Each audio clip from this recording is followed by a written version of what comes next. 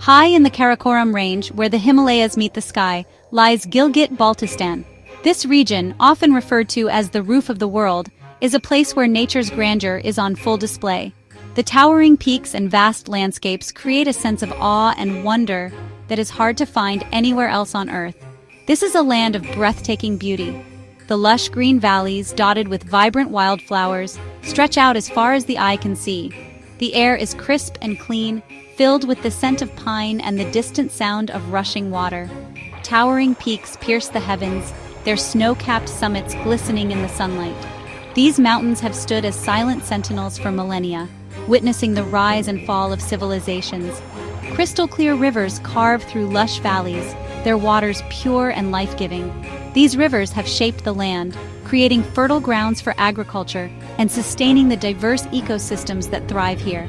This is the gateway to Asia, a crossroads of civilizations. For centuries, traders and travelers have passed through these lands, bringing with them goods, ideas, and cultures from far and wide. But beneath its picturesque facade, a deep wound festers. The region's beauty hides a history of conflict and struggle, a story of a people caught in the crossfire of larger geopolitical games. Gilgit-Baltistan is a land in limbo, its fate hanging in the balance. The people here live with uncertainty, their future clouded by the unresolved status of their homeland.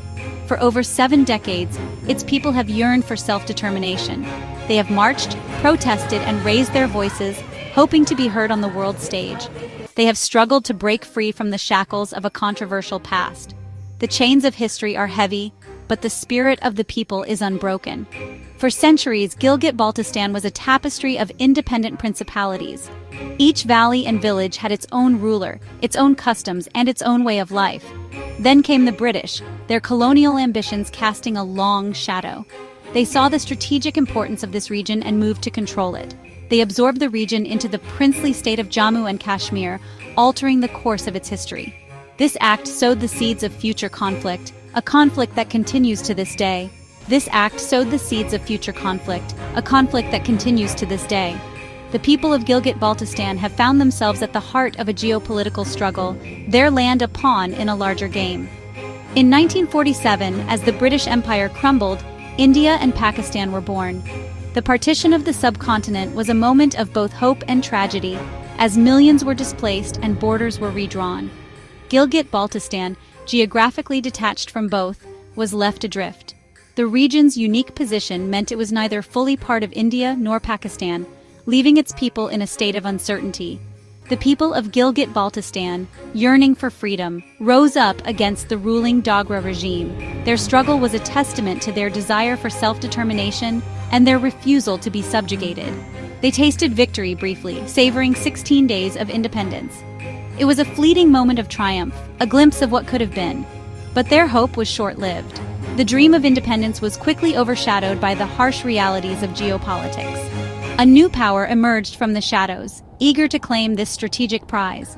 The region's importance on the world stage meant that it would not be left alone for long. Pakistan, with its eyes on the region's strategic importance, moved swiftly to assert control. The people of Gilgit-Baltistan found themselves under a new administration, their dreams of independence once again deferred. The year was 1947. The British Raj, that sprawling empire upon which the sun never set, was finally coming to an end. As the Indian subcontinent convulsed with the pangs of partition, the people of Gilgit-Baltistan dared to dream of their own destiny. They had long chafed under the yoke of Dogra rule, their voices silenced, their aspirations ignored. On November 1st, a rebellion erupted. The people of Gilgit-Baltistan, fueled by the promise of freedom, overthrew their oppressors. For 16 glorious days, the flag of independence flew high above the Karakoram. It was a moment of euphoria, a testament to the indomitable spirit of a people determined to be masters of their own fate. But their moment in the sun was tragically short-lived. Pakistan, sensing an opportunity to secure a strategic corridor to China, moved quickly. Pakistani forces, backed by the might of the newly formed state, marched into Gilgit-Baltistan. The dream of an independent Gilgit-Baltistan was crushed. The region was thrust into a new era of uncertainty, its future now intertwined with the complex geopolitics of the Kashmir conflict. In the heart of Karachi, amidst the cacophony of bustling streets and the hum of daily life, a significant event was unfolding. Far from the towering peaks of Gilgit-Baltistan, a deal was struck that would alter the course of history for this remote region. It was April 28, 1949. The world was still reeling from the aftermath of World War II, and the subcontinent was grappling with the consequences of partition. The ink on the Karachi Agreement, a document that would shape the destiny of Gilgit-Baltistan for decades to come, was still drying. This agreement was more than just words on paper. It was a binding contract that would dictate the future of an entire region. This agreement, signed by Pakistan, Azad Kashmir, and the Jammu and Kashmir Muslim Conference, effectively transferred administrative control of Gilgit-Baltistan to Pakistan. The signatories believed they were acting in the best interest of stability and governance. But there was a glaring omission.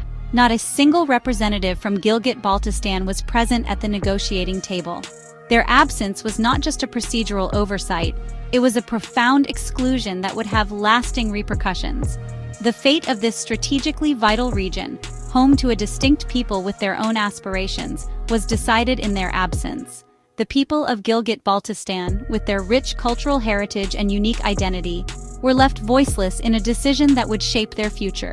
The Karachi Agreement, with its sweeping provisions, granted Pakistan control over Gilgit-Baltistan's defense, foreign policy, and even its UN representation.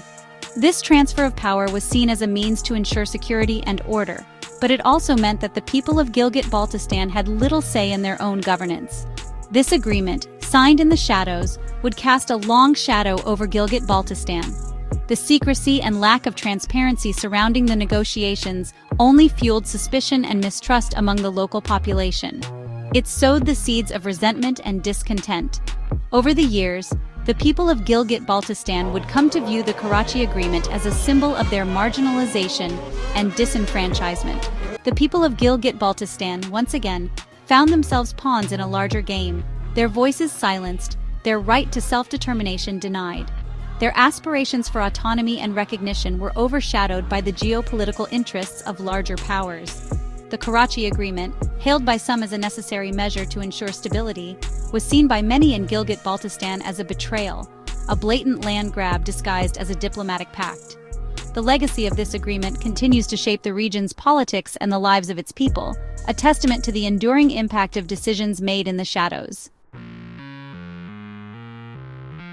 The Karachi Agreement was not met with silence. It was a document that many felt was imposed upon them without their consent, a decision made in distant halls of power that disregarded the voices of those it affected the most.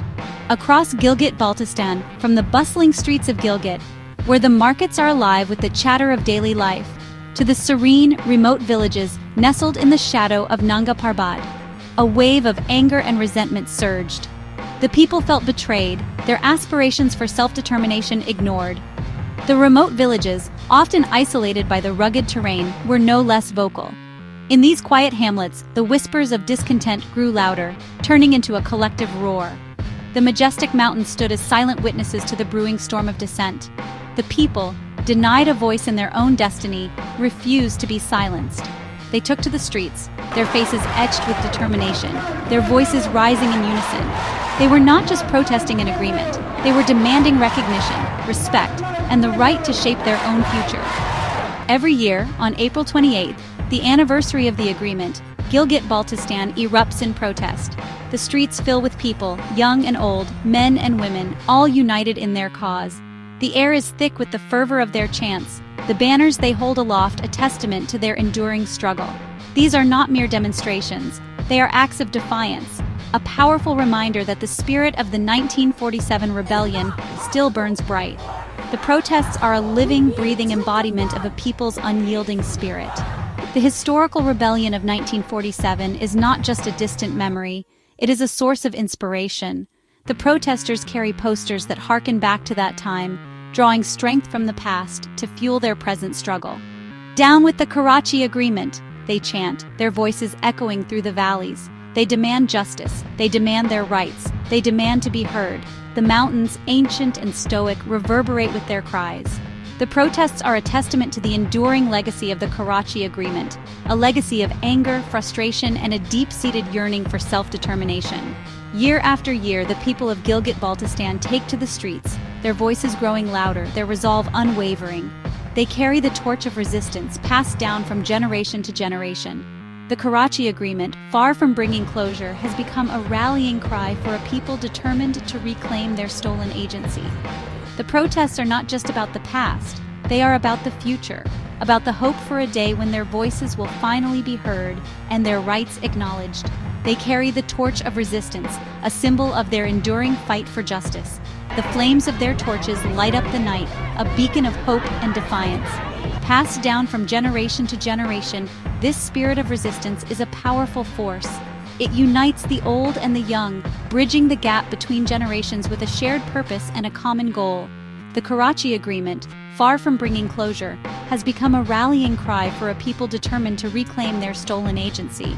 The protests are not just about the past, they are about the future, about the hope for a day when their voices will finally be heard and their rights acknowledged. The Karachi Agreement, far from bringing closure, has become a rallying cry for a people determined to reclaim their stolen agency.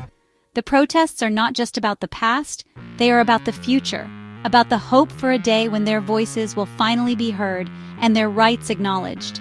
The Karachi Agreement, far from bringing closure, has become a rallying cry for a people determined to reclaim their stolen agency. The protests are not just about the past, they are about the future, about the hope for a day when their voices will finally be heard and their rights acknowledged.